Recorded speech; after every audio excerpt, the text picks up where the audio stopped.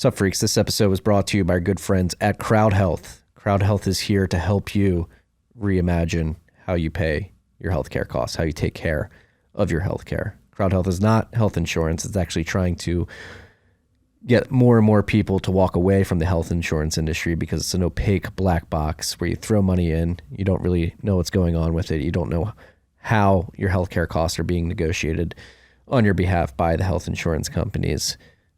You really don't know if you're being taken care of or not. CrowdHealth is here to fix that. What you do when you join CrowdHealth is you join a community of people who are taking care of themselves and who really want to become sovereign with their healthcare. What you do is you become a member and you pay a monthly fee. That fee goes to a dedicated health account, a bank account that you control, that you have visibility into, that you can always take with you at the end of the day if you decide to move away from CrowdHealth. You pay that monthly subscription fee, and then if you ever have a health event, you bring your healthcare bill to the CrowdHealth team. They go to the doctor, negotiate your health expense down to a lower price because they actually work on your behalf as opposed to the insurance companies. And then you pay the first $500 of your healthcare cost, and then it goes out to the CrowdHealth community, and your bill is crowdsourced. To date, they've had 100% of their healthcare bills paid, and it's a beautiful thing. They're also adding a Bitcoin component where a portion of your monthly subscription fee will get put into Bitcoin. So you have your fiat dollars alongside your Bitcoin account. Again, you have access to both at the end of the day if you ever want to walk away from it.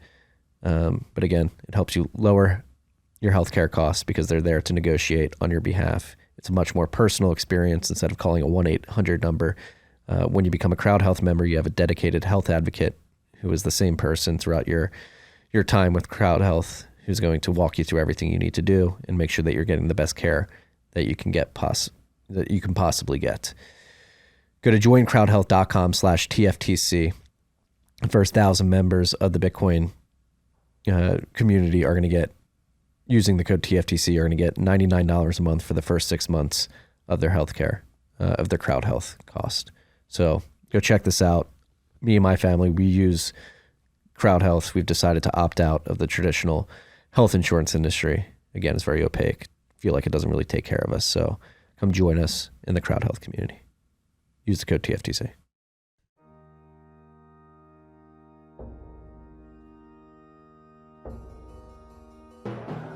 You've had a dynamic where money's become freer than free. If you talk about a Fed just gone nuts, all the central banks going nuts. So it's all acting like safe haven. I believe that in a world where central bankers are tripping over themselves to devalue their currency, Bitcoin wins. In the world of fiat currencies, Bitcoin is the victor. I mean, that's part of the bull case for Bitcoin. If you're not paying attention, you probably should be. Jesse Myers, or should I call you Chris Acers? Croesus. Is how, yeah, I know. I didn't know how to pronounce it either, but it turns out that is how you pronounce it. And you can call me either. I don't know. Whichever you're more comfortable with. At this point, I'm like equal. I'm ambidextrous with my names because it doesn't feel like. It feels like in Bitcoin I am Croesus and not Jesse, so whatever. Croesus. I always had Croatius in my mind. Just for yeah, that's what Matt Odell went with when he had me on his pod, and I think half the community heard that. So, well, I'm notoriously terrible at pronouncing anything, so I'm just going to call you Jesse because it's pretty easy. Fair. We were just discussing history rhymes. It seems like these cycles, these boom bust cycles in Bitcoin and the overarching crypto space have a bit of a rhythm to them. And you were explaining that it was about this time during the last cycle, which was the final nail in the coffin for you to give up shitcoinery and say, hey, Bitcoin's the only signal here. Yeah, it was this time last cycle. It was actually, I guess, after the bear market where I finally I was disabused of the altcoin thesis finally. And the reason that happened was because Bitcoin rallied off the bottom in early 2019 after it had, after the full bear market, and then the bottom lasted for 4 months or so. And then Bitcoin rallied and the altcoins were left behind. And so what I thought that I was invested in, the promising next generation of altcoins that would continue to chip away at the market share of Bitcoin and also Ethereum. That's what my thesis was. But then suddenly Bitcoin was leaving these things in the dust after the bear market. So my hope that, the altcoins I was in would rally more than Bitcoin, and it would be, back to the same bull market dynamics from a year earlier, suddenly were not true. And then I was forced to accept that what I was positioned in was actually just the flavor of the cycle, the last cycle. And that the only thing that had lasting value was Bitcoin. And then, that sent me further down the rabbit hole to understand why that was and figure out that this wasn't actually about technology. I had the technology investing cap on. I was approaching this with the same sort of lens as everybody does because of what happened with the internet. Mm-hmm. The winning strategy with the internet revolution was to invest in promising up and coming things with a sort of venture capital portfolio approach, where you're going to have some big winners and most of them are going to be losers. And that was the winning formula for the internet. And that doesn't, that feels like it's the right way to approach this technology innovation with cryptocurrencies. But then you get to that level of the rabbit hole and you understand it's actually not about technology innovation. It's about sounder money, and Bitcoin is it. And that Schelling point is what everyone will eventually converge on as the network effect grows, as Bitcoin becomes more Lindy, as it becomes more valuable. The more valuable that Bitcoin is, the better it is as money, as a store of value, and also as a transaction currency. So it's not about technology, it's about money. And that is really hard to get over when you're coming in with all of the baggage and all of the learned wisdom from, the prior generation of technology investing from the internet. Agreed. What worked there was to invest in a bunch of different applications built on top of the internet. And then what works here is actually just to take a stake in the underlying protocol, the internet of money, the internet of value, and that is Bitcoin. So it's a lot simpler than everyone makes it out to be when they first come into the space, because it's not about technology. It's just about holding the underlying protocol. And that means just holding Bitcoin. Yeah, it's almost too good to be true how simple it is. And that's part of the perplexing nature of the marketing engine that exists behind shitcoins. I mean, I fell for it when I first got in, like 2013, 2014. You do apply that fintech technology investing lens to this space. You see all these tokens that do all these different things. And then even when it comes, we can talk about Ethereum and the world computer and smart contracts and automated applications using blockchain, quote unquote, blockchain technology. But then even in the realm of money, it's a bit confusing for a newcomer coming in. You see something like Litecoin. Hey, it's twice as fast. It's got 4 times the supply. It's using a different scripting algorithm. You can use it more transactionally. And Bitcoin's unintuitive in a sense. I mean, my favorite piece I think ever about Bitcoin is Gwern's 2012 piece, Bitcoin is worse is better. And again, it's unintuitive because you see Bitcoin, 21 million, 10-minute block times, X amount of transactions per second. You think this can never be a good money. Right. Why is it a good money? Yeah. And then it comes back to It's just such a simple thing that I think Phil Geiger brought to my attention. The phrase that summarizes it all for me is digital scarcity is a one-time phenomenon. And once you accept that and you understand why that is, then you realize Bitcoin is it.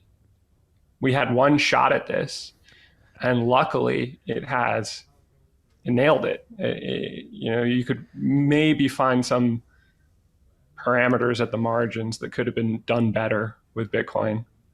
But the big things, having a hard cap supply, having a every 4 years catalyst with the halvings that cause a supply shock, that cause the price to drift up, that cause people to pay attention to it, that cause the next slice of the adoption curve to get on board. That's brilliant.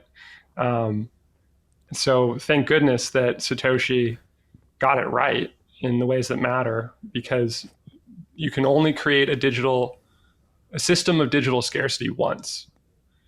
And then once that system is in place, you can copy that system.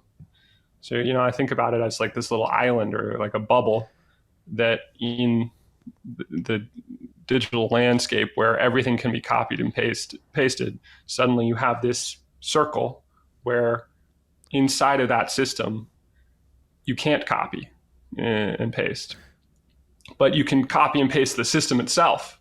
So you can create new circles, new islands that are copies of digital scarcity.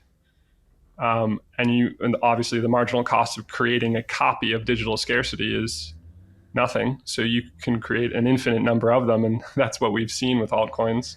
When I first came into the space, it was a few thousand altcoins, and now we're up to like 20 something thousand altcoins, because they're just going to create more and more of them. And by definition, when you can create an additional system of digital scarcity, quote unquote, that's not scarce. So it's only the original instance of digital scarcity that has any actual scarcity. And it's just such a simple thing, but it's so hard to wrap your head around. That's it. Nothing else has scarcity. Nothing else has lasting value because everything lacks scarcity. The only thing that has lasting value is the thing that has true scarcity, and that's Bitcoin. You're describing what I like to call the Bitcoin's immaculate conception, where it only happens once. You can't repeat it. In that island analogy or description that we're using, yes, you can copy, paste, and create these new islands, but these new islands aren't going to have the network effect that exists on Bitcoin's island. They're not going to have the assurances from a security perspective that exist on Bitcoin's island. They're easily attackable. They're not as liquid. And at the end of the day, since more and more of these can be created at a moment's notice, you're always going to be competing with the next best thing, which is, I guess, there's something like psychological with all of this, which is that's what people think they missed the boat with Bitcoin.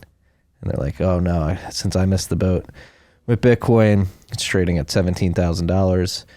I've got to go find the one trading at 50 cents that will eventually be $17,000. And that is something psychologically that leads people to shitcoins. And it makes sense. I can see why that happened, but it is hard to get over the hump of understanding.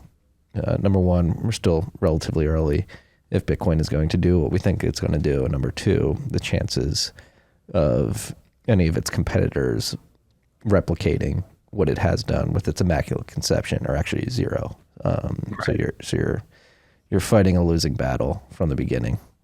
Yeah. I feel like as Bitcoiners, we still need to find the right messaging for that. Like the immaculate conception is right, but it begs the question of like, what do you mean by that, right? Like why can no other new project catch up with Bitcoin? And that actually becomes kind of hard to simplify. But at the end of the day, we know that the only way to catch up to Bitcoin is to have some sort of marketing budget, some pre-mine, in order to, innovate and create partnerships and do marketing and try to catch up. But once you have a pre-mine, then you have ruined your decentralization and your credible claim to being a fair currency for the world. So it's a catch-22 right there. It's impossible to catch up to Bitcoin without having a marketing budget or a development budget. And once you have that budget, you can never be as good as Bitcoin. No. We've seen it time and time again. Yeah, and we will continue to, sadly. Do you think we will? Do you think this year is not? I mean, Matt and I always go back and forth on this rabbit hole recap. I think at some point, like the marginal return, or the opportunity cost is better. The opportunity cost of playing stupid games with altcoins compared to the security of your savings that will exist within Bitcoin as the market cap increases, liquidity increases, network effect increases, security increases. It's simply going to get to a point. I don't think shitcoins will ever fully disappear, but I don't think that we'll be seeing, and maybe it's not this cycle or the next cycle, but at some point in the next decade or two, I find it hard to believe that we'll see like the magnitude of the pump and dumps in the altcoin space that we've seen to date. Yeah, I think that's right in that longer term time frame. I think that, I mean, I've only been in for a couple cycles, so you've seen a little more than me. But it does feel like in the time I've been in crypto, the grift has been pushed a little bit further towards the margins, to the outskirts of the core value proposition of cryptocurrency.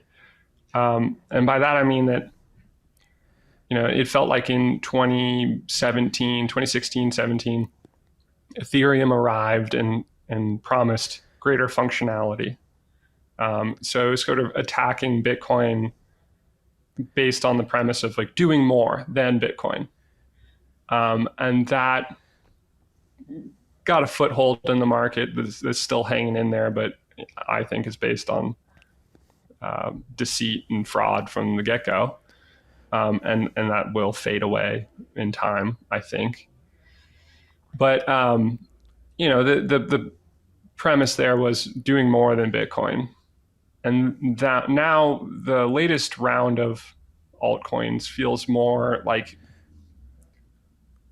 they've found more clever, more scammy value propositions like Binance's coin or FTT, which are based on this like utility of a Ponzi scheme exchange, driving value for holders.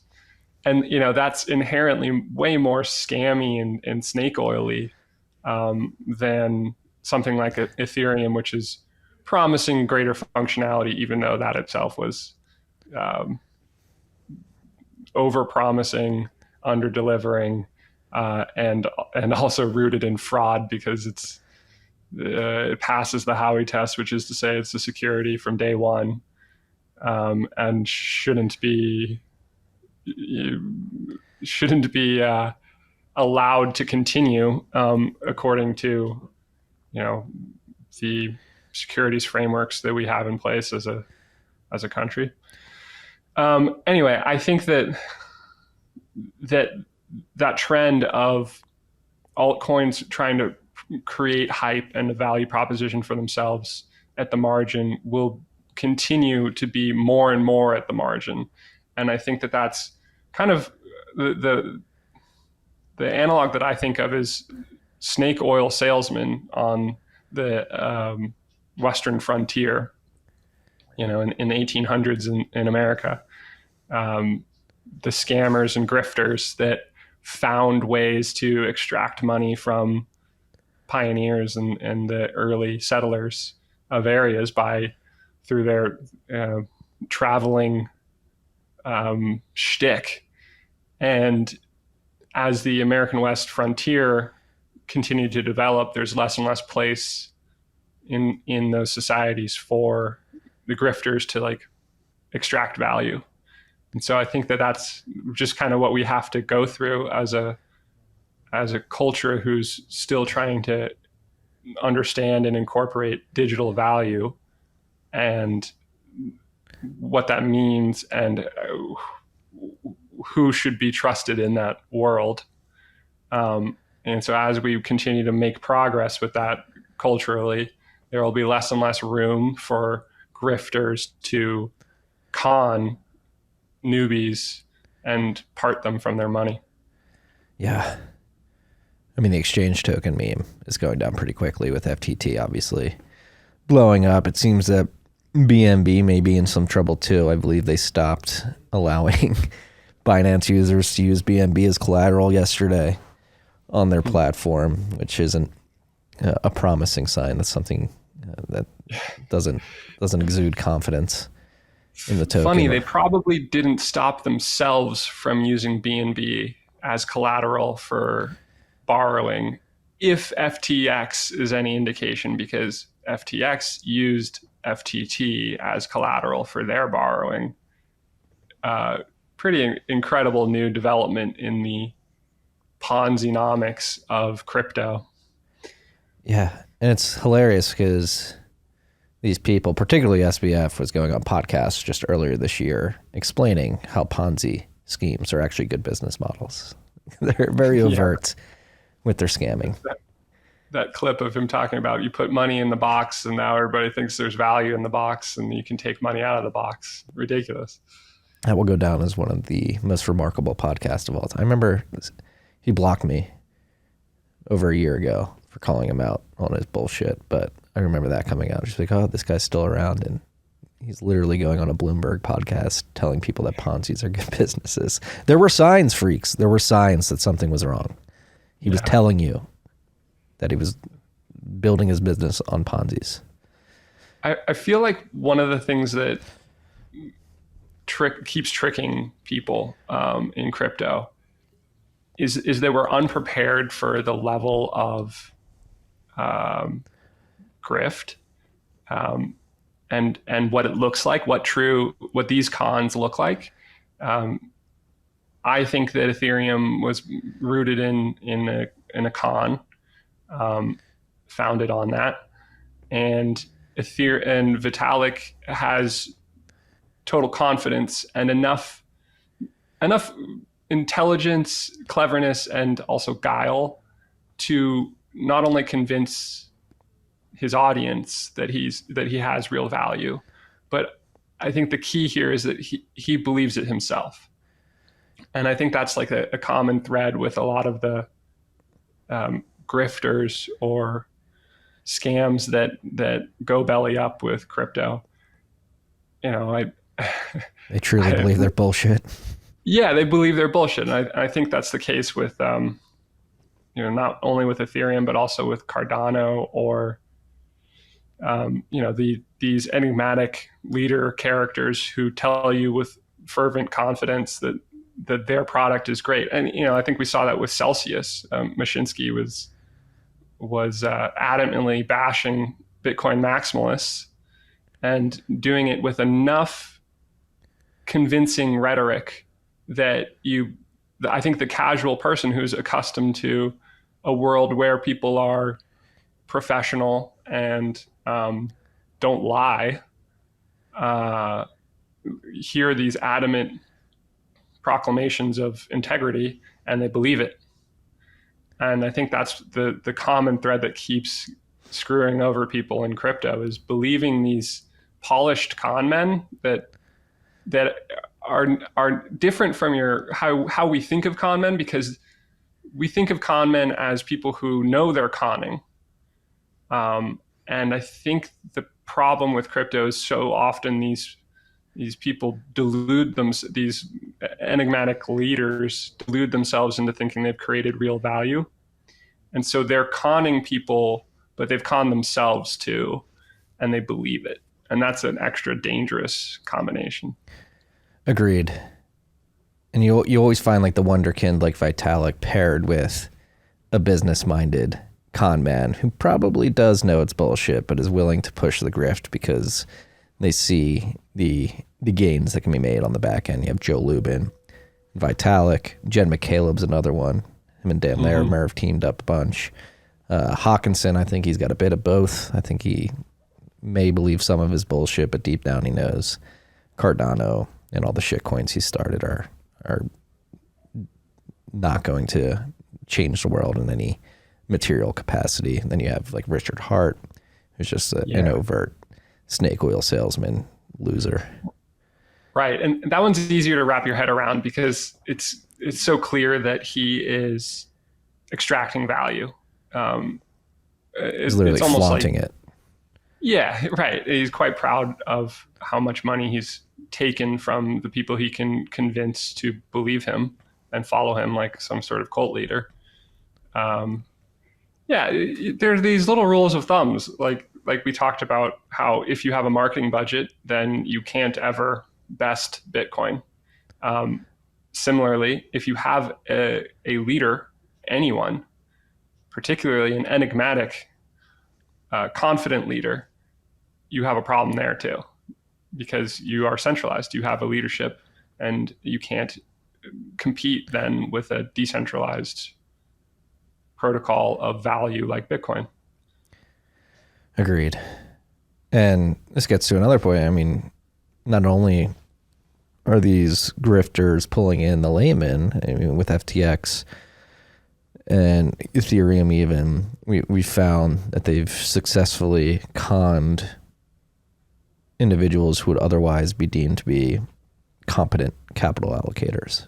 And this sort of ties into what burst you onto the scene when you were simply going by Croesus, was the fact that the yuppie professional, the managerial class yuppie in your traditional finance consulting professional world can't grok Bitcoin.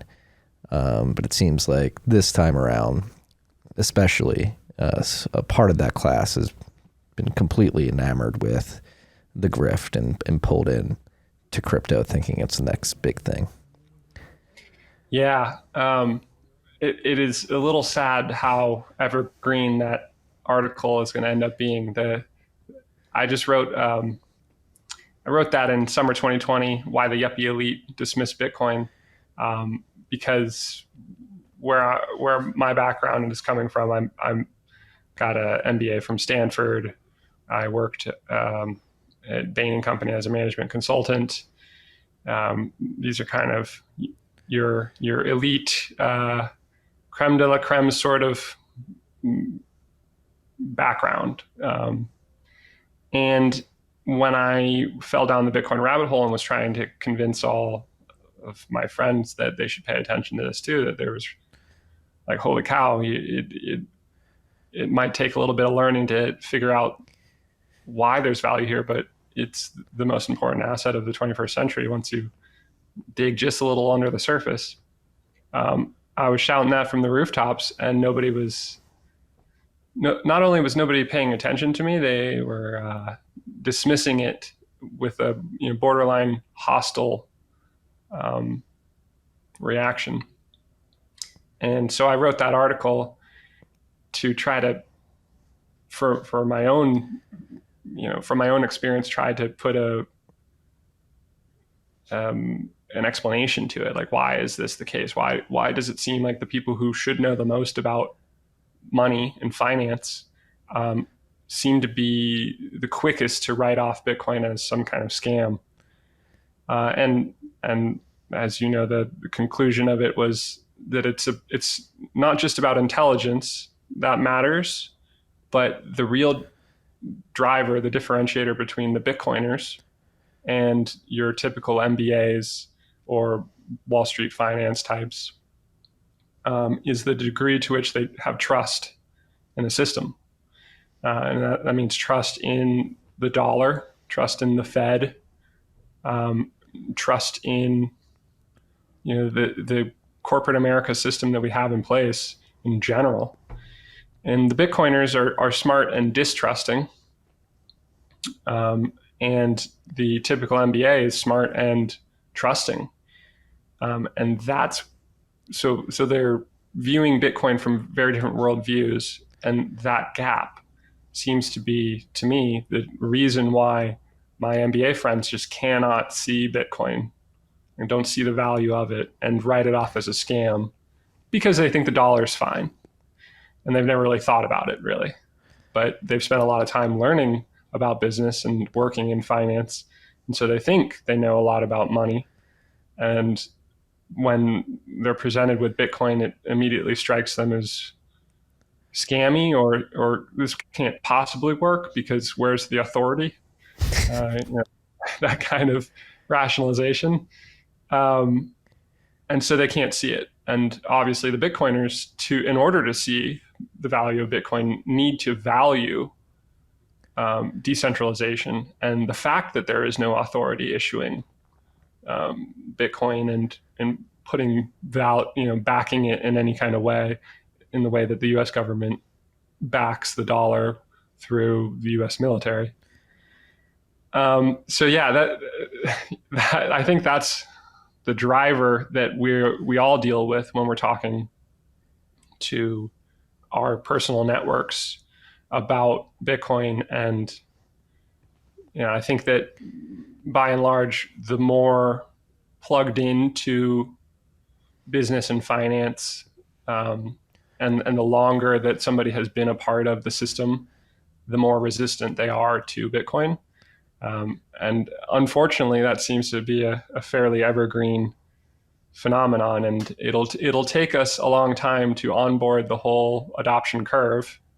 And until we get to the heart of the mainstream, this theme will continue to play out. Yeah, I mean, Bitcoin is worldview shattering, especially if you've gone through the ranks of going to a good prep school, getting into a good college, getting into a good MBA program, climbing the corporate ladder, whether it be in finance, consulting, other tech, other areas, to reach a director level, and everything that you've learned your whole life just completely gets shattered by the concept of Bitcoin and what Bitcoin represents as a replacement of a lot of the structures in which your education, your worldview were built on. So how did it happen for you? I mean, you went through this process where you always have a distrusting perspective. Did diving into Bitcoin and actually taking the time to learn about it sort of peel back the onion for you and have you come to an aha moment or, oh shit, this has been wrong?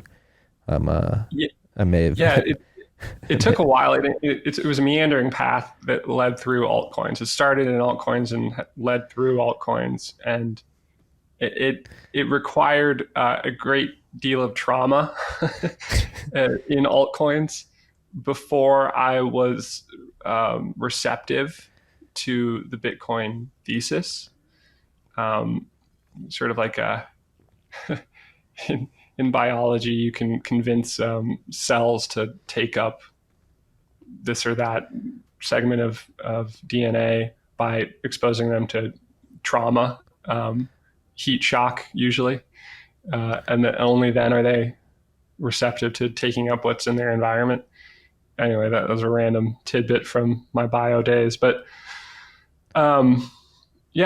so at Stanford, that's where I first came across Ethereum. It was in early 2016, and some of my classmates were buzzing about it. And the third time I heard about it, I was like, all right, I should pay attention to this. And then I got pulled into the Ethereum investment thesis, only to buy the local top in 2016 and then be down 50% for the next 9 months. And then, of course, it took off in 2017. But I believed in Ethereum enough to invest in it because it rang true with the knowledge I was getting from the guest speakers at Stanford Business School. Like, it's just a long line of accomplished venture capitalists who come and speak to your class, or tech entrepreneurs who had several exits and they're coming to tell you about how they managed a particularly difficult time for their company. so that you can learn these lessons and try to glean from them what you can about how to run a business. But the consistent message in all that is there are a few things that you take away, and one of them is that you want to be in a place where everyone is saying there's no value here. You want to be young and find something that you think is valuable, and the old people in the room are saying is not valuable. That's like a consistent theme across who were the successful people over the last 40 years of technology, and what did they do? They bet on things that they believed in, they could see because they were young. They had their finger more on the pulse of where things were going with technology, and the rest of the world didn't understand it. That's one major takeaway for me. And another was that you want to invest in shrinking markets. So, the dream for a venture capitalist is to see a startup that does something better than the incumbent and does it for cheaper. And that's usually because they're leveraging technology to do faster, better, cheaper, ideally something 10x better, and for cheaper.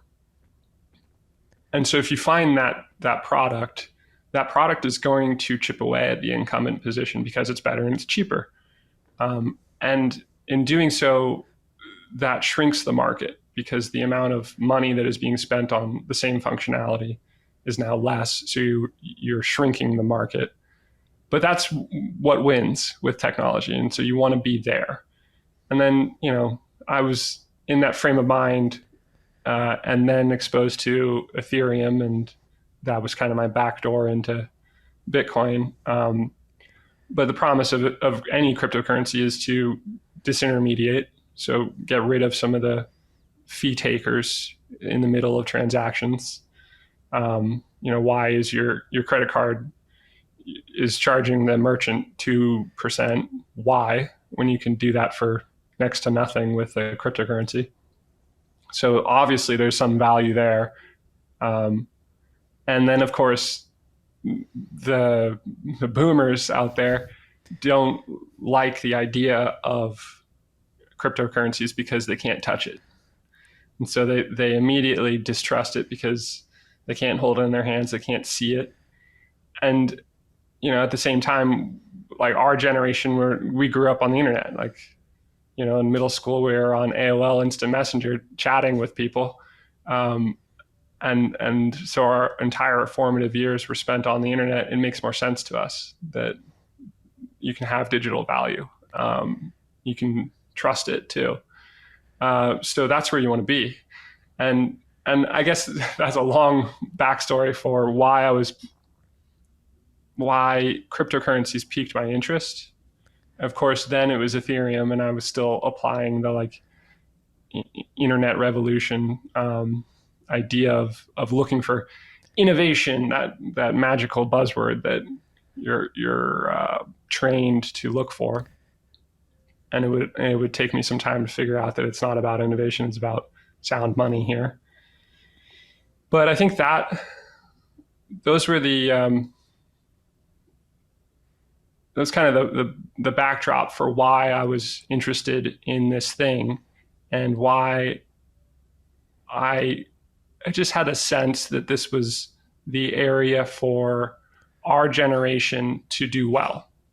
And I think part of that is we all have this sense that real estate has been bid up to egregious levels. Like in 1981, interest rates were 15%, mortgage rates were 18%.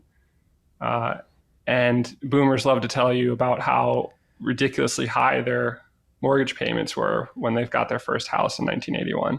But the reality is that a house cost 2x the median The average house cost 2x the average income in 1981.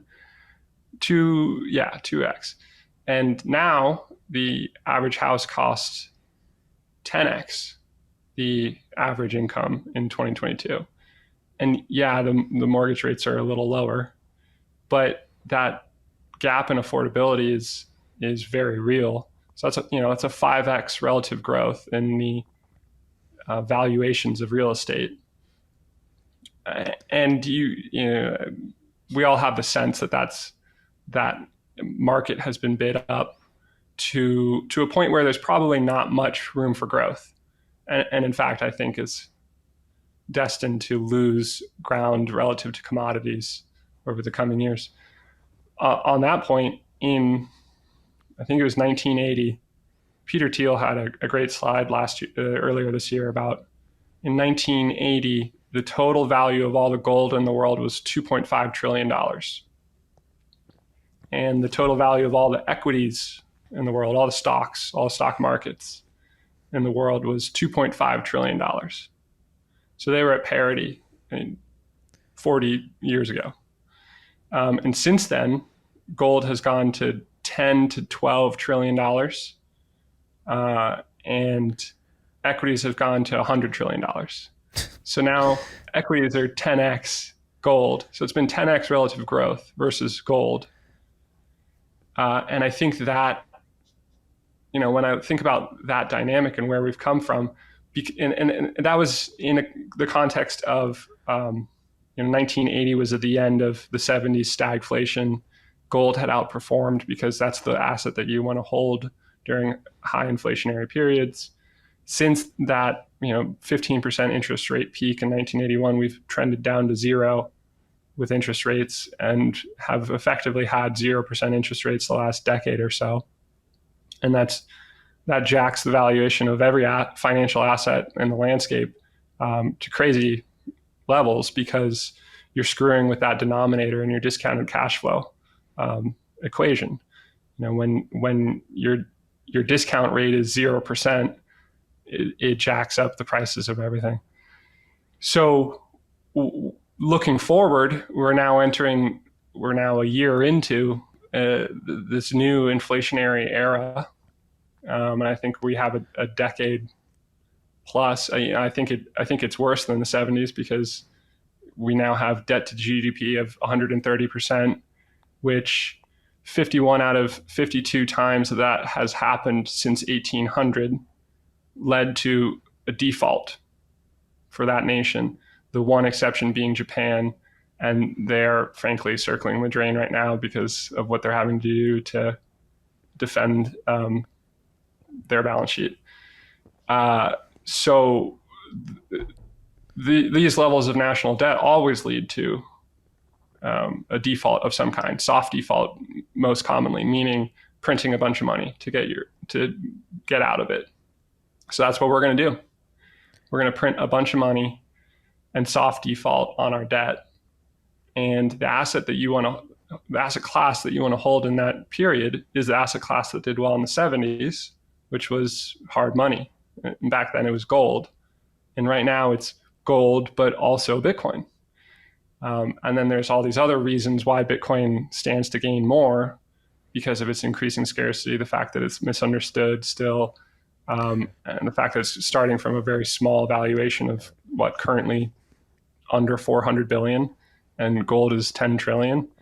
So just to get to that level is 25x. And then if gold plus Bitcoin as a combined valuation returns to parity with equities, which sounds crazy, but is maybe possible. That might look like gold and Bitcoin combined approaching 100 trillion. And equities stagnating as they did in the 70s. The value of stocks went sideways over the course of the 70s. So maybe 10 years from now, we have gold plus Bitcoin at 100 trillion and equities at 100 trillion, and we've returned to that parity level that happened in 1980. That was a big tangent for me, but that's part of why I think that the opportunity is for our generation is not in real estate. It's not in equities. These things have been bid up over the last 40 years because of declining interest rates. If you want to be on the fastest horse, as Paul Tudor Jones perfectly phrased it, you should be on the thing that does well during inflationary times. And what did well in the 70s was gold, because it was hard money, because you couldn't print more of it. And now there's Bitcoin, which is a better hard money, and it's misunderstood, and it's early stage, startup level, adoption. So that's, I think, going to be the fastest horse. I agree. But no, then when you add the fact, the Bitcoin is just supercharged. The fact that Satoshi launched it in the beginning of 2009, timing couldn't be more perfect for our generation. It's a perfectly scarce asset. But then you add the network side of things, like peer-to-peer, what you can do in layers with Lightning, and other second layer solutions, and eventually third layer solutions that some people are talking about already. That just supercharges it. Not only do you have the scarce asset, but it enables this economic activity globally that was not possible before 2009, which is just mind-blowing. So you have to add a multiplier effect to that inherent utility that the P2P network side of things adds to this whole equation. Yeah. I think that we so commonly forget about the pure simplicity of what's going on here. We are living through the internet, we are living through the digital revolution. And that has been going on since the computers were first brought onto the scene, and then that accelerated with the internet. So really, we've had the digitization of information with the internet and the internet revolution, and that has largely played out. Right, we're approaching the plateau of that adoption S curve. Because we've digitized information. And if you want to go access information, you go to the internet right now. So that has played out. But until Bitcoin, we couldn't digitize value. And that's because of that problem of you can't store value in a place where copy and pasting is possible. You can do that with information, but you can't do it with value, because then it loses its value, because you can't be able to duplicate value. And as a side note, I think that there's a funny commonality with a lot of Bitcoiners, especially with the Think Boys, which I guess I have to count myself a part of, where a lot of us played Diablo as kids. And I don't know if you're familiar with Diablo 2, where there was a trading economy, and duping items through hacking the code was a big problem. And I feel like we learned a lot, our generation, the people who played these online games, about barter economies and what actually drives value and holds value over time. A funny side note, but I know that GG and Breedlove were Diablo players, and I was as well.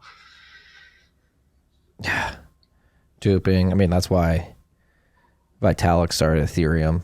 People were, yeah. He got his World of Warcraft gold bricked overnight. It's the opposite of duping. They just said, no, this is where they changed the supply great of it. Villain origin. Yeah. No, but again, it almost sounds too good to be true. Yeah. Right. And to round that prior point out, where I derailed myself, but we've lived through the digitization of information, and now with Bitcoin, we are in the very early days of the digitization of value. And obviously, digitization of value has its inherent benefits, the dematerialization of value specifically, because that was the Achilles heel of gold. Gold is physical, and that means you have to protect it. And that means you end up putting it in vaults, and it ends up being centralized, and then you issue promissory notes against that gold, and then over time you coin clip the value of those promissory notes, and then eventually you depeg temporarily, of course, in 1971, as Nixon did, and suddenly you're in an era where paper money is no longer backed by gold, but 30% of the country still believes it is to this day, 50 years later, which is pretty incredible. Anyway, so when you dematerialize value, you can now store it safely, not in Fort Knox, but by using cryptography. And you can fundamentally connect it to the internet. So instead of your value sitting in a vault being protected by armed guards, you can make it available to somebody on the other side of the world. You know, in theory, I think what we'll see is a development of more sophisticated lending markets where, you know, you can offer your Bitcoin to somebody who's willing to pay 15% APR, you know, overnight. And you can string together those sorts of deals on like a lending club kind of digital marketplace for borrowing value. And that's not possible with gold. And that's just one example of the kind of incredible enabling properties that a dematerialized value brings to the table that gold cannot. And you know, that's why it's inherently better than any physical value. And so we're living through this period of human history where if you zoom all the way out, you know, we've been there's 70,000 years of documented use of money. And that means that we have cave sites 70,000 years ago showing that there were shells being used as money, shells with little holes through them, so you could string them on a necklace and use that as money. And that's because those shells had some novelty, and you know, they're ornate little things that came from the nearby ocean, and they were a good commodity. You could have more. You could have a dozen of them, or you could decide to, you know, the price was 14 instead of 12. And so that was a decent money. But obviously you can go find more shells at the seashore. And so, you know, over the last 70,000 years, we've had what's amounted to a Darwinian conflict of different forms of money, different commodities being used as money. And from that, I don't know, that sort of playoff bracket of shells going up head to head with glass beads. And it turns out glass beads are harder to make more of than shells. So you can rely on glass beads to store value better than shells. So we should use shells now. And if you resist using shells, that's fine, that's your choice, but you're going to see your value evaporate, and it will basically be confiscated by the people who adopt the harder money and then go find shells and buy your assets from you. Beads wins out over shells, silver wins out over beads, gold wins out over silver, all because gold is the hardest thing to make more of in the physical landscape. And so this is fundamental to human history, because if you look at those cave sites 70,000 years ago, and you look in the same region, Nick Szabo included this in Shelling Out, and I think he didn't explore it more, but I think it's a fantastic point. Contemporaneous Neanderthal cave sites don't show any use of money. And we can see that there wasn't really any material difference between the Neanderthals and Homo sapiens sapiens in terms of physical ability or use of tools. Really, like they're kind of at parity, but the Neanderthals didn't use money. And simultaneously, we see that the population density of the Homo sapiens sapiens cave sites was 10x population density of the Homo sapiens Neanderthalensis subgroup. And so implied in that is maybe it's having currency, having the capacity to appreciate currency, and inherent in that is having the capacity to value scarcity, to value things that are scarce and put value on them, and then be able to use those things as money to transact with. That is possibly the Darwinian advantage that early humans had over Neanderthals, and possibly the reason that humanity won out over all of the other early human groups.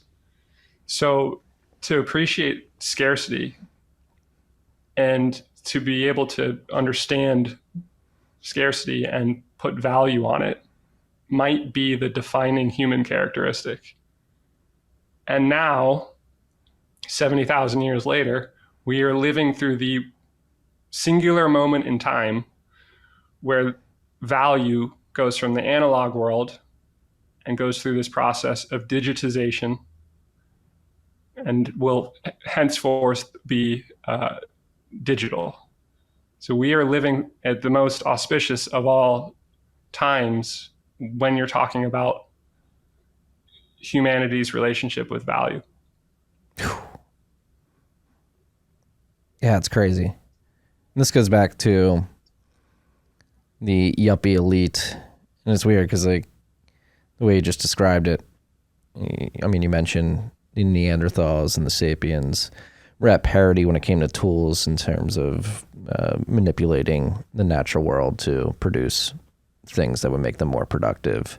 But I think that's one thing maybe the yuppie elite and most people on the planet take for granted today, is that money itself is a tool to coordinate economic activity. And in the fiat era of the last 50 years, particularly most poignantly today, where people can look at the Fed print trillions of dollars at a moment's notice and say, oh, that's normal. There's been a bit of a detachment from humanity's connection to this tool, which I would argue is the most important tool we use, because coordinating economic activity is what gives us the ability to live stream, to do what we do today in this modern world.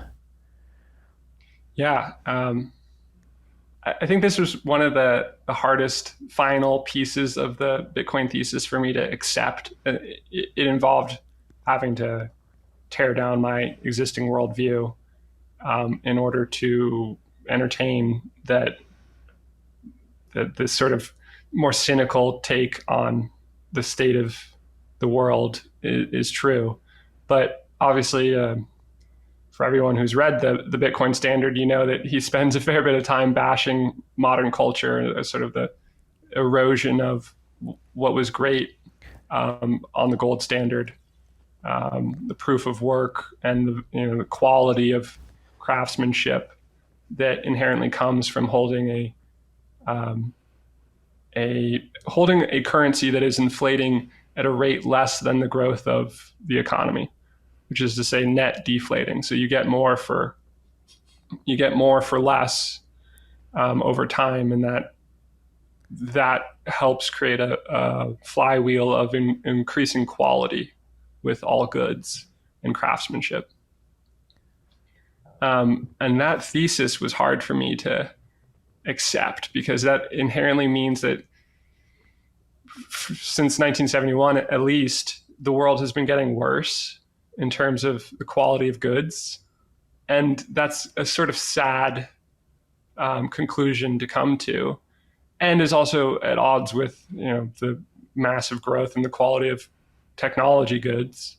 But at the end of the day, like, it is true about That's why shrinkflation exists. Companies that are honestly trying to keep their prices stable are facing increasing input prices. And so they're forced to, put a little divot on the bottom of the peanut butter jar in order to decrease the volume without it looking like it, in order to keep those prices stable. And there, examples like that abound everywhere. And when you look at a house that was made in 1920 and you think about the craftsmanship there and the quality that in all the little details, and then you look at a house that's been built any time since 1971, it just pales in comparison in terms of craftsmanship and quality. And that is very depressing, but it also gives you hope when you realize that if Bitcoin is setting in motion the inevitable return to a sound money standard because of the individual choices that everyone will be faced with in terms of how they store their value and propagate it through time, and you conclude that humans are smart enough to figure out that trusting the best money is, trusting a money that can't be fucked with is the best course of action for them, then everybody will find Bitcoin in time. And that will put us back into a state of a deflationary currency, getting more for less over time. And that could put us back into a condition of having that positive flywheel once again, in terms of craftsmanship getting better over time, quality of products getting better over time, across the board, not just with technology products. And so it doesn't bode well for the transition because it'll be bumpy, but it gives you a lot of hope for the place that humanity can arrive at by adopting this better money. Yeah, agreed. It's bamboozling because, like you said, throughout our whole lives, we've seen the proliferation of the internet, the increase in quality of the mics that we're using, the cameras that we're using, the streaming services that we're using, the amount of goods and services we have at our fingertips on the internet. And it's like, yeah, this is getting better. Like, obviously it's getting better. But as you mentioned, it is all in spite of the degradation that's happened alongside of it, particularly in the physical world. And it's actually, it's funny you went on that mini rant there because I was thinking through this last night too, and it sent out a tweet thread that basically started with like, the fiat monetary system incentivizes a high velocity trash economy that degrades the quality of life for everybody and leads to a degenerate culture. It's pretty simple. Like, you print more money, it's harder for people to save. So it starts in the 70s. You have both parents going into the workforce. Then it has these little negative externality ripple effects. You get both parents in the workforce. Maybe they're not able to tend to their children with as much attention as they would on a hard money standard. And so then you have undisciplined children. Not everybody, but it leads to an increase in a lack of discipline of the younger generations. And like you mentioned with food, good quality food gets more expensive. So you replace the good nutrient-dense food with soy slop, and people's health degrades from there. Their healthcare cost goes up. And then you have an incredibly subsidized healthcare system that then is heavily dependent on the government, and they're printing money and giving it to this industry. And if you're in the healthcare industry, we're gonna have a bunch of flows coming in from the money printer. So we're gonna get that money no matter what. Maybe we don't have to increase the quality of our services. Maybe we can make people wait longer. Similarly with education, tell everybody they have to go to college, get a degree, but you'll give them a loan at a very low interest rate. Print money, give them a loan. Universities like, oh, that gravy train's coming. We can increase our prices. And since they're being told they have to go get this degree, we can just make sure they're checking the boxes. Let's not really focus on making sure they're well-rounded individuals when they leave the halls of this university. Just everywhere you look, you make it harder to lead a life of integrity and go to work and accumulate capital, save capital for the future, and particularly for the lower and middle class. They're working these hard, monotonous jobs and don't really have anything to show for it on the back end. But then crime starts to pay. You can easily make the decision, you know what, I don't want to work this Excel monkey job. I don't want to work this gas station job. I don't want to work this railroad job. I'm going to sell drugs instead. I'm going to scam people instead. Like you just create these perverse, that's what I said, the fiat monetary system creates perfectly perverse incentive systems that don't lead to a better quality of life, or they don't lead to people actually wanting to do good things, because the good things, doing hard work, doing virtuous work doesn't provide you with enough value on the back end. And so the virtuous things, the good things, the things that will last, the things that will make you healthier, the things that will make you a better parent, are much harder to do. It's much easier to do the easy, scammy things. Yeah. Yeah. And it traces back to, 1971 is that real inflection point where all of these trends accelerated. That there's, and what the fuck happened in 1971. They have got that.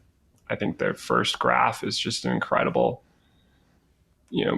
productivity and workers' wages rising together until 1971, and then boom, flatlining for workers' wages, and continuation of the upward trend for asset owners. And so that happened at 1971, but it also began earlier, right? Like I think there's sort of three stages to that curve. Like, there's a slope of a certain level of cultural degradation because of money printing, starting with the Federal Reserve's inception, going until Bretton Woods at the end of World War II. And that was a low level of interference with money, because the dollar was still firmly connected to a set exchange rate of gold. But they were able to, influence things. The Federal Reserve wasn't doing nothing. And I think sort of the easy money that came about in the 20s created the bubble that caused exacerbated the depression in the early 30s. But by and large, that was a period of minimal intervention or influence by central banking in the integrity of the money. And then Bretton Woods through till 1971 was effectively our era of coin clipping, meaning that because Bretton Woods set the exchange rate of international currencies pegged to the dollar, and then the dollar got to be pegged to gold, that allowed U.S. policymakers to periodically reduce that peg to gold. And the effect of that was a flowing of wealth from international currencies to the dollar. So we were effectively confiscating wealth from our allies as our reward for establishing the New World Order and saving everyone from Hitler, which, realistically, the Russians probably did more of, but we got to set the world order. Don't talk about that. So that period played out until 1971, and I forget if it's Saifedean who talks about that or in another book, but the French wanted their gold back. They were sick of it. They sent an aircraft carrier to New York demanding their gold, and we had to give it to them. And then the Germans, who we had saved from tyranny, were going to do the same. And that was one of the proximate causes for Nixon actually breaking the peg to gold, was because we couldn't fulfill that reasonably. And so that's why and to pay for mounting costs in Vietnam by printing money, what a convenient thing to do to get out of all the political pressure that we were in at that point in 1971. Just print money. Oh, lo and behold, here comes a whole decade of stagflation because of that money printing and the excess of that. Duh, in hindsight. and yet nobody can agree to that. Nobody can look back at that objectively and say, oh yeah, maybe the stagflation of the 70s is because we went off the gold standard. How is that not like a consensus, just simple fact in academia? And yet you're not taught that. What do they lean on? They're like, Vietnam, it was the war times. Yeah, they come back to, what I recall from business school is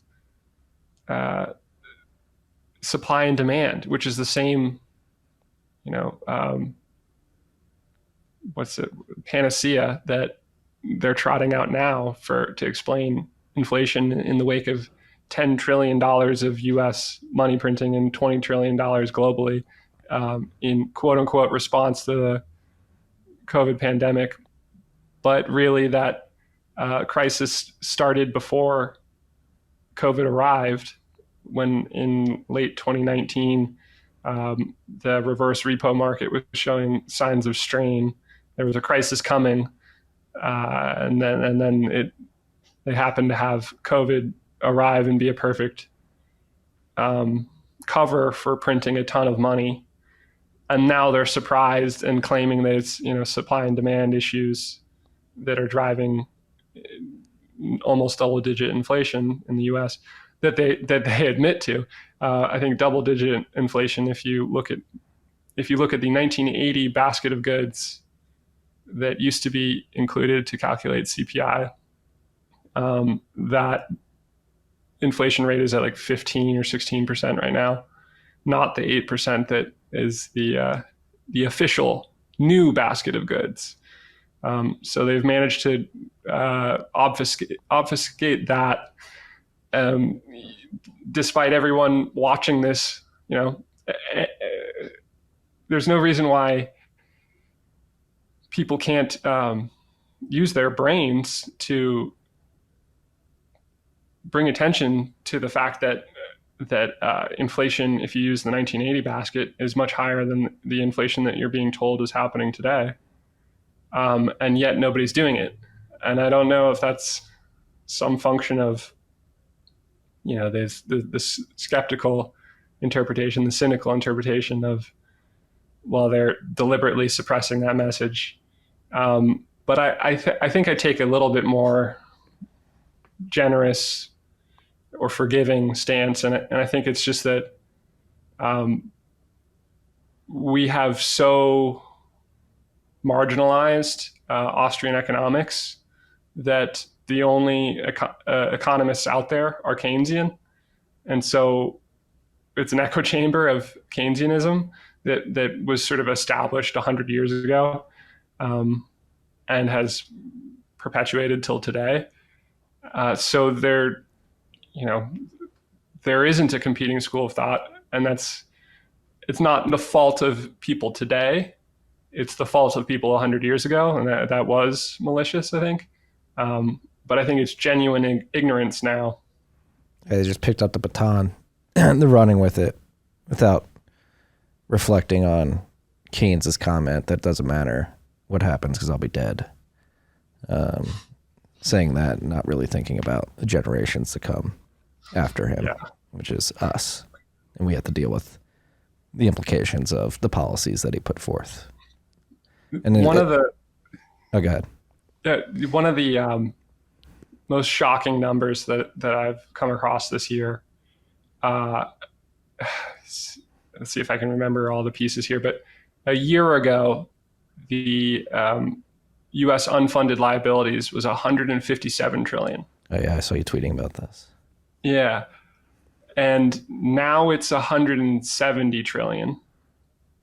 But they just approved a 8.7 cost of living adjustment, 8.7% cost of living adjustment for 2023, meaning that those unfunded liabilities effectively will be bumped by 8.7%. And if that's a permanent adjustment, then that 170 trillion should be increased by 8.7%. And if you do that, then, and you subtract the 157 from a year ago, that's a year over year $28 trillion difference in US unfunded liabilities. And for context, our GDP is 24 trillion. So you would have to tax over 100% of US GDP in order to keep unfunded liabilities from snowballing. That's not going to happen. So we're already past some event horizon here.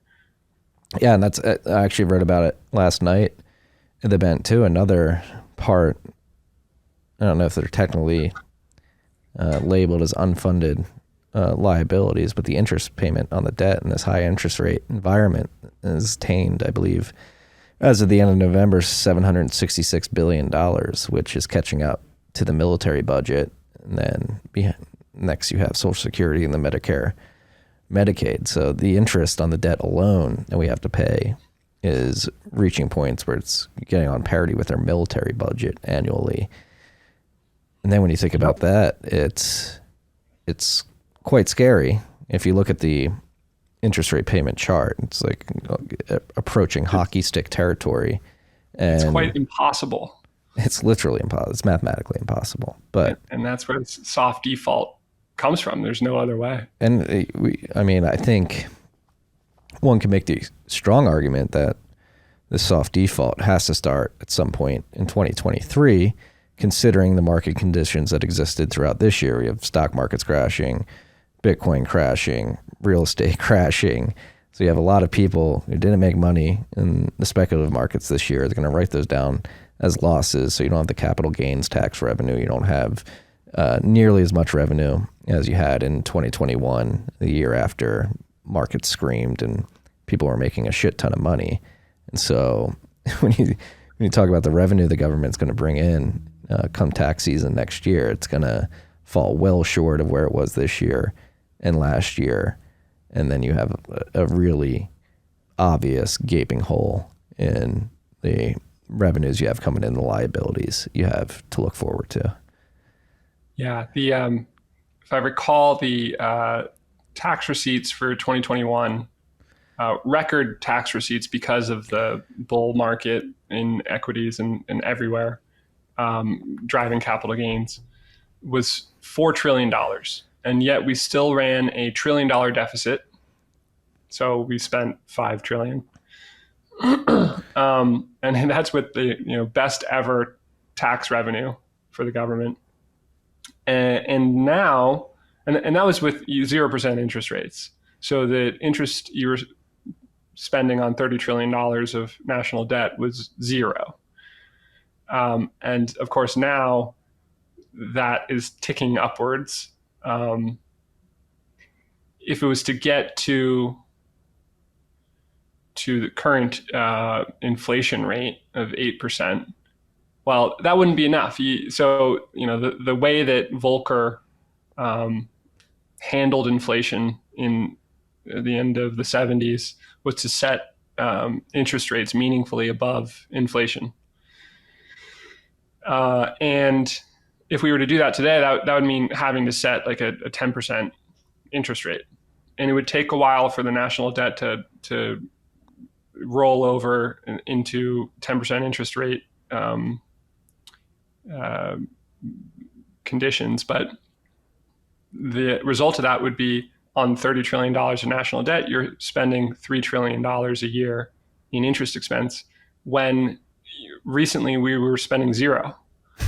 So you're adding, even if interest rates just get to 10%, which is lower than what Volcker did, you're talking about adding $3 trillion line item to U.S. expenditures every year at a time when we are already running above more than $1 trillion deficit. So now you're talking about a $4 trillion deficit on the back of $3 or $4 trillion of tax receipts. And the only way you're going to create that money is by printing it.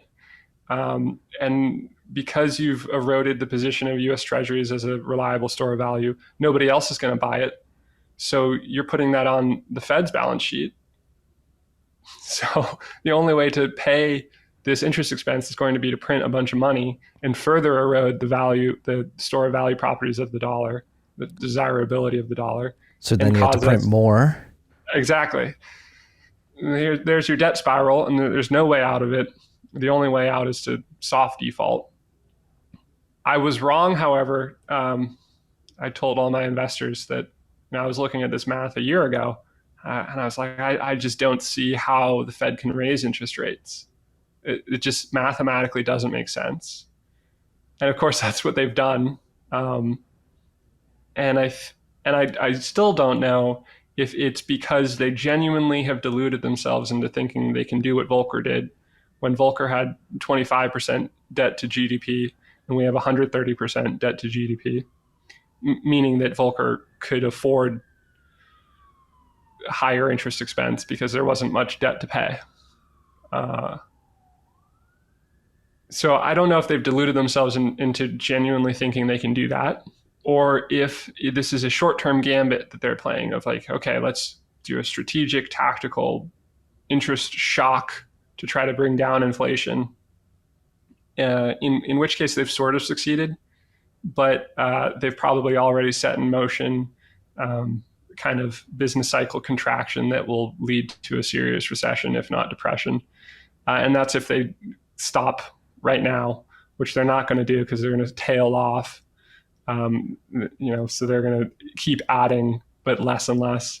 And then they're going to hold it there too long because they're inherently backwards looking. So we're already on course for a serious recession. Even if they don't do anything, they change nothing, serious recession already inbound, I think. Anyway, I was wrong a year ago because I believed that they would be rational about the realities of their debt position. And they're either taking a very risky gambit to do a tactical recession, which is scary because they don't have the precision to accomplish anything like that. A growth recession. That's one of the terms that they were throwing around earlier this year. Yeah. I have just no faith that they'll be able to do that because they should have been raising interest rates all through 2021 and they didn't because they were still looking in the rearview mirror, still terrified of COVID, COVID's impact on the economy. So they were a year late. They're going to be a year late to stop. So they're going to cause a serious recession in the process. Anyway, the longer term picture is crystal clear. It's math. There's no way out of that math, but they have some reckless gambits they can do and are doing in the short term, which are hard to predict because they're not really, they're not reasonable gambits to be making. You wouldn't do this with your personal finances, but they're doing it because their options are hyperinflation now or hyperinflation soon. And so they're going to choose that. This is the world run on centralization, run on fiat currency. You simply cannot have a select few individuals attempt to micromanage not only the U.S. economy, but the global economy. It just does not work. Just from, again, I use this term a lot, but just from an information systems perspective and from emergent order, if you truly believe that is the natural way of things, this is, again, perfectly perverse to that natural order, perfectly opposite of what nature intends for these complex systems. And yeah, we're living through it. Yeah. what sucks is that our generation, the millennials, the zillennials, are going to bear the brunt of it, and our kids will bear the brunt of it. Just the classic arc of we're creating hard times right now, and the millennials and Gen Z are inherently not prepared for hard times because we were raised by boomers who came of age. Their formative years were spent in the easiest times in human history, the post-war economic expansion and dominance of the U.S., where everything was possible and all you had to do was show up. And we were raised by them with that same assumption, only to find a lack of opportunity. And not only that, we're saddled with a national debt burden from, turns out, the boomers running up the credit card, and not only incurring debt, but also writing $170 trillion of IOUs. We'll get you. We'll get you. Yeah, don't worry. We're good for it. It's like Lloyd Christmas. Yeah. Oh, that's good for a Lambo. You're going to want to keep that one. Yep. And so, it's all very depressing when you think about it in these terms, about the economic prospects for our generation. But then there's one growth area. There's only one thing out there that I see that is genuinely undervalued massively. And not only is it undervalued, but it brings about a better world, a better future, a brighter future, and returns culture to the positive flywheel of quality, and empowers. It's wild how it is beyond just an economic story. It becomes a story of individual rights and liberties. And it's wild to be living through that, where this is the next stage of what began, I think, in the Protestant Reformation. Where in the Protestant Reformation, it was technology, the printing press enabled thinkers to propagate their ideas, and that caught on with people of, why do we allow the autocracy of the Catholic Church when Jesus's message was not designed to be theocratic like this? We should take some of that power back. Separation of church and people. And then, that set in motion the Enlightenment. Separation of church and scripture. I like that. Beautiful. Yes. And that set in motion the Enlightenment, which culminated in, the best representation of those ideals was the American Revolution, the Declaration of Independence, and the assertion, the separation of decision-making from monarchy, by the people, for the people. So that's the next step in asserting individual rights of, I have the right to religious choice, and I have the right to self-govern now. And now Bitcoin comes along as this separation of money and state, peaceful revolution. And it is quite literally a continuation of the same ethos of individuals asserting and protecting greater individual rights, civil liberties for themselves, and saying that, I have the right as a person to my own value and controlling my own value, and not allowing any authority to confiscate it or tell me what I can and can't do with my value. it's pretty incredible to be living at a time when not only is this the greatest economic opportunity of our generation, but it's also the most important thematic and civil rights push of our generation. And I think so many people get caught up in following the latest crusade of this or that disenfranchised group and trying to bring them into a level of greater inclusion in the national conversation or whatever.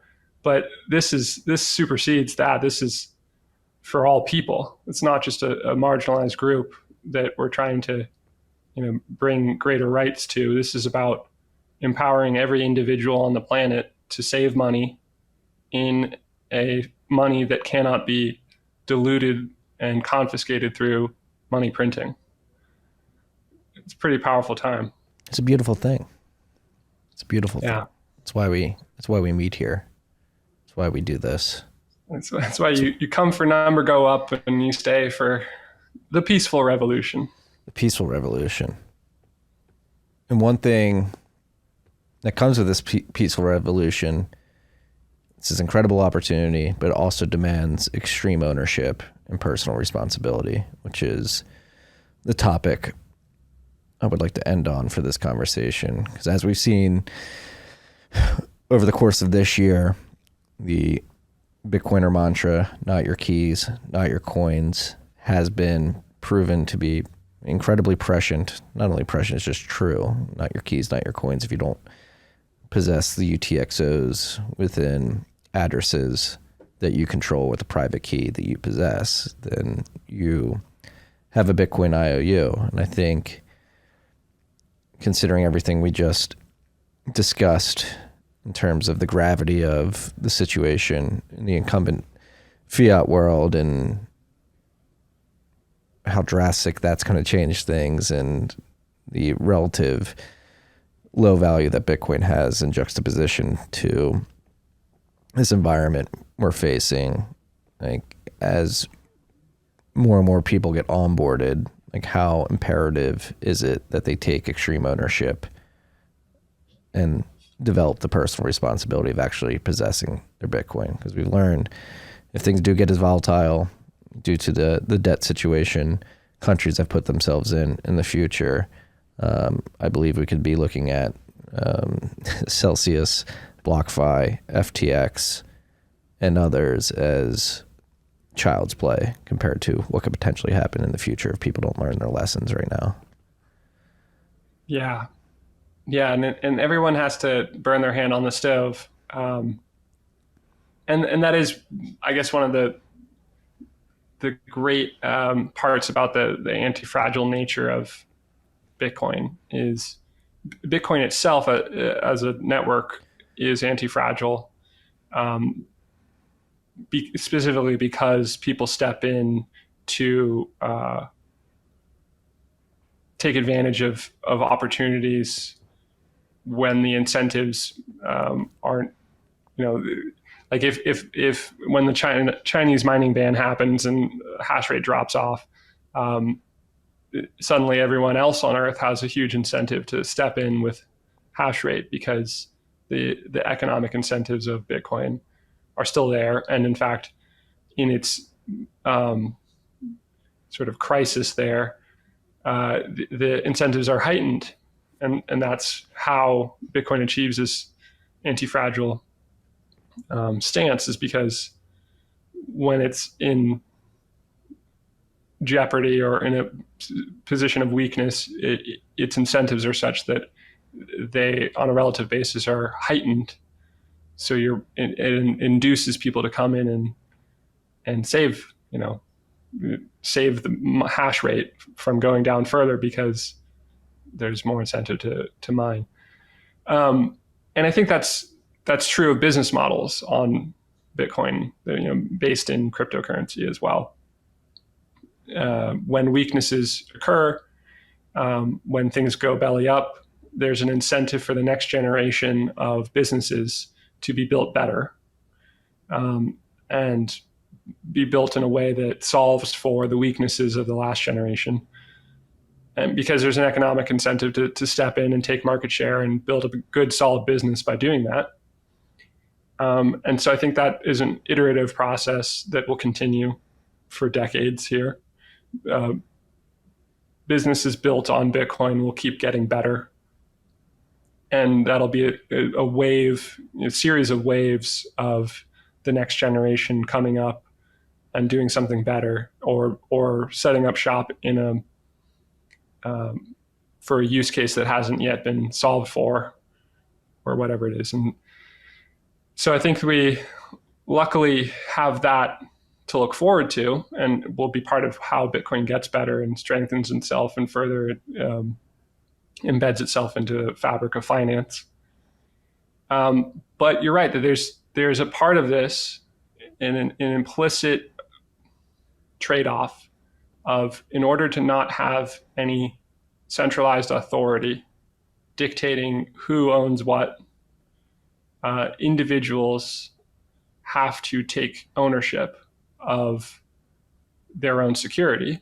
And that's what Satoshi created here, is all you have to do is take control of 12 words and store them safely in order to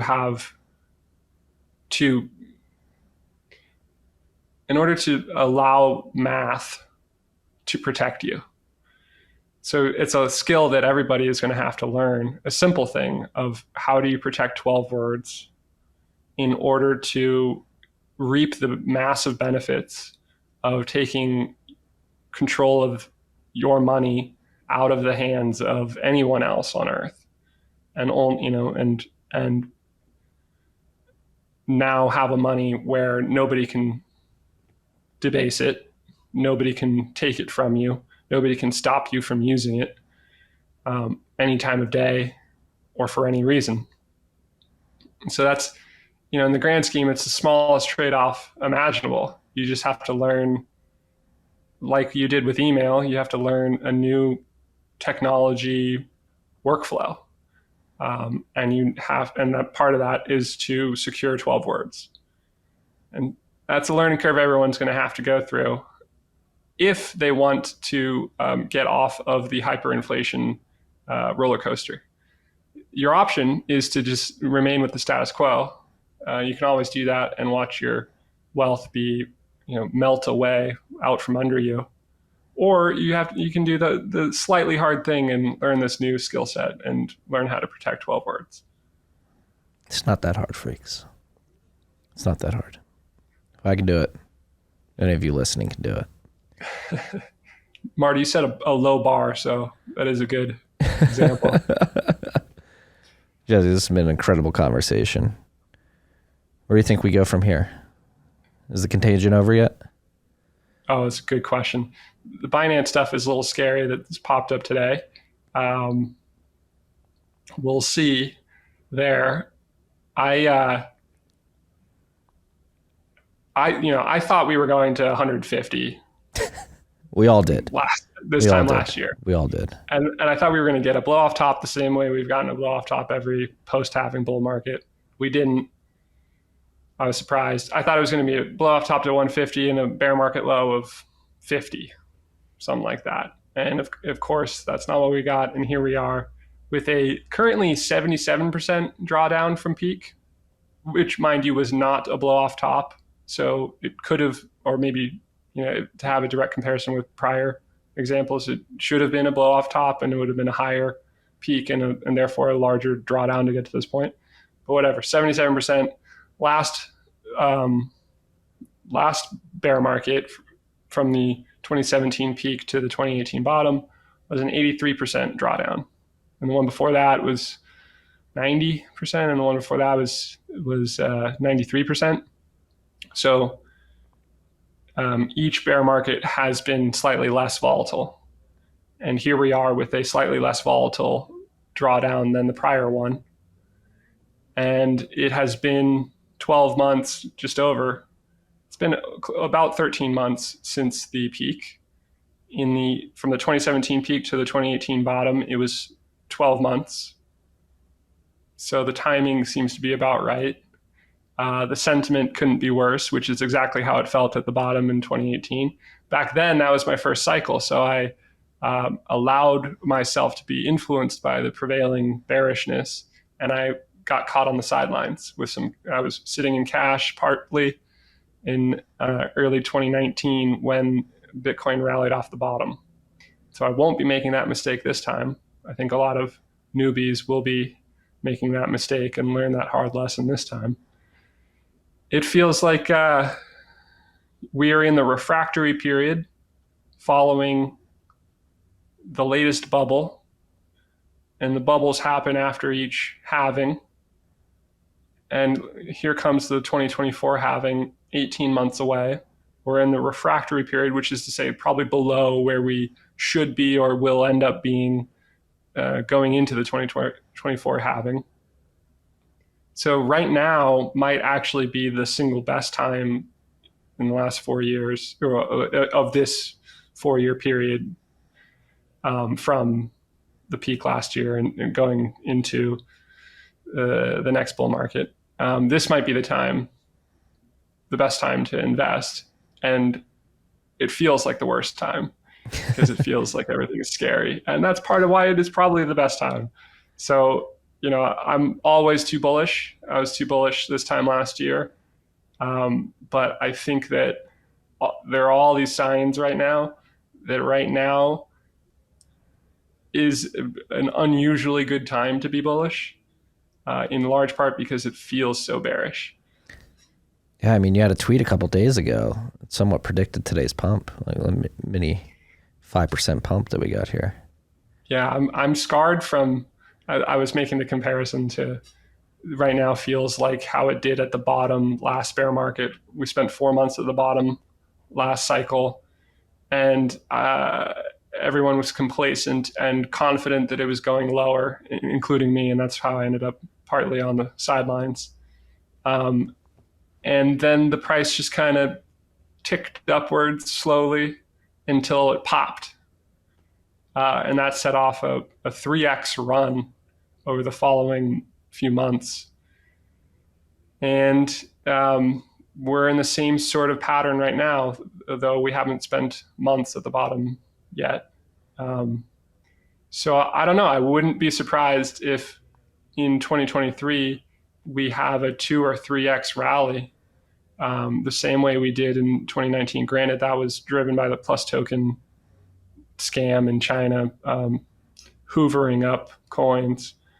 But maybe it's just that the price right now is overly depressed, and any kind of catalyst will send us on a little bit of an echo bubble popping back up before we settle in on some price equilibrium going into the next halving, and the supply shock sets in motion. There's not enough supply being created every day to go meet demand in the market, and price has to drift upwards because supply is inelastic, and it sets in motion the next bubble in this ongoing series of bubbles, which will continue until 2140.